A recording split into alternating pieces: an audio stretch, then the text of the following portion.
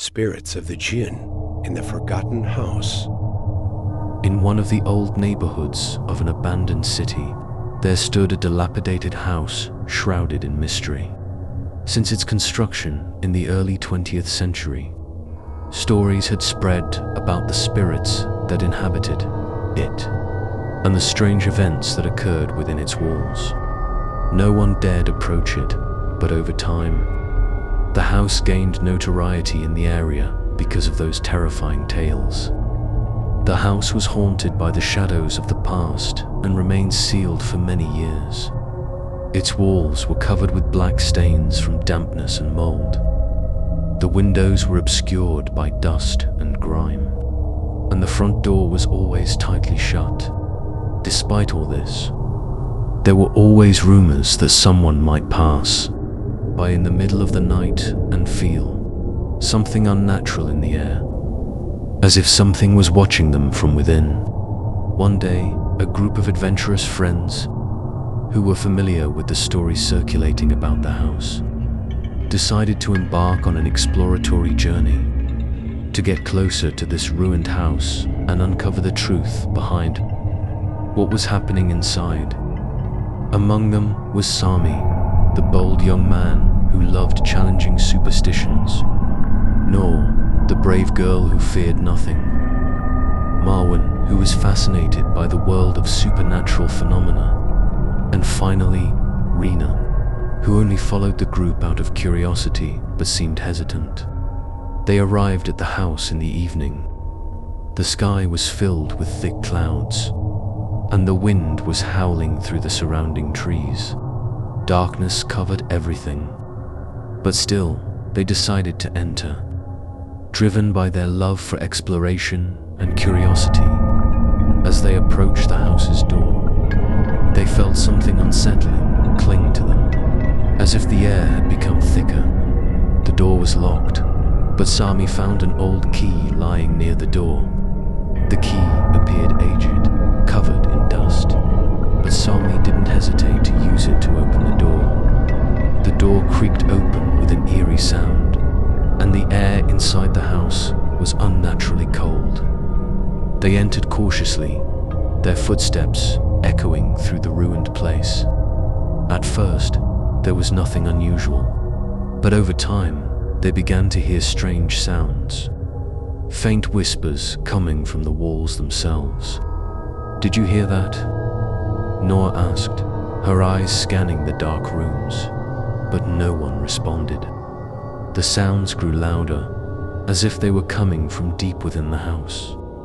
They entered a large room on the lower floor. The room was completely covered in dust, and there was old furniture, some broken and some covered with tattered curtains. On the walls, there were old pictures of a family that once lived in this house, but the eyes of the people in the photos were shattered or distorted, as if they had moved while the picture was being taken. While wandering around the room, they discovered a wooden door tightly shut. They decided to open it and found a hidden room behind it, but the room wasn't empty. It was filled with strange objects. There was an old rug covering the floor, scattered pieces of broken metal, and in the corners, ancient manuscripts scattered across the ground, along with other inexplicable items. Then, something strange appeared. There was an old picture hanging on the wall.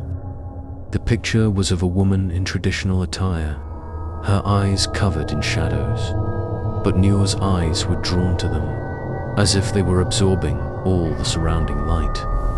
"Who is this woman?" Noor asked in a low voice.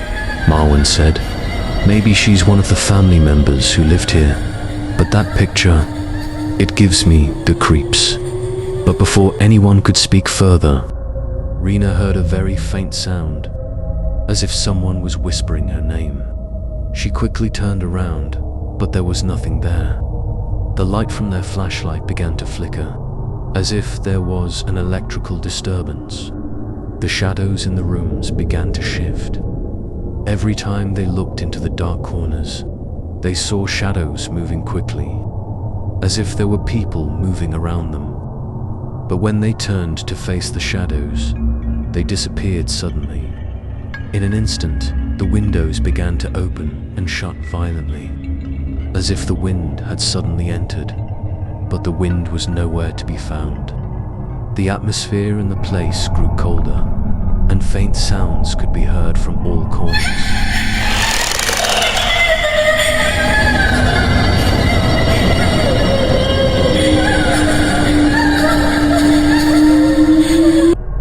Sami began to feel something unnatural hovering around him, and his eyes caught invisible movement. "Are you sure we want to continue?" Sami asked, his voice trembling slightly. But Noor, who always refused to give up, responded, "Yes, we need to discover what's happening here." As they discussed, there was movement in the darkness. Figures appeared in the shadows, but none could see them clearly. They felt something watching them, with one of them even feeling their hands moving without their control. Then, the biggest surprise occurred. In the corner of the room, something invisible began to take shape. The flashlight suddenly lit up, revealing a tall, dark figure that gradually became more defined, until it formed into a full figure. It was a woman dressed in old clothes.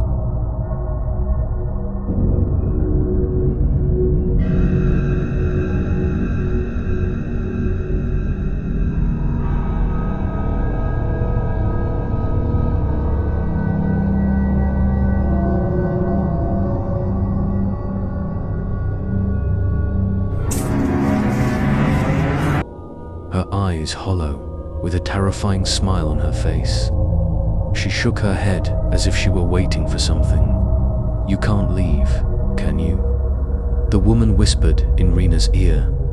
Everyone froze in place. The room seemed to close in on them, and shadows began to crowd in from all sides. They tried to escape, but the door they had entered through was now shut, as if the house itself had locked them in. As they tried to regroup and find an exit, the ground began to shake in a strange way. The sound grew louder, as if something massive was approaching. With every step they took, they felt further removed from reality, as though they were walking through a maze with no end. The old pictures on the walls began to move, and the sounds grew unnaturally loud. The more afraid they became, the stronger the spirits in the house grew. "You're now a part of this place," the woman in the darkness said. "There is no escape for you." And at that moment, everything vanished.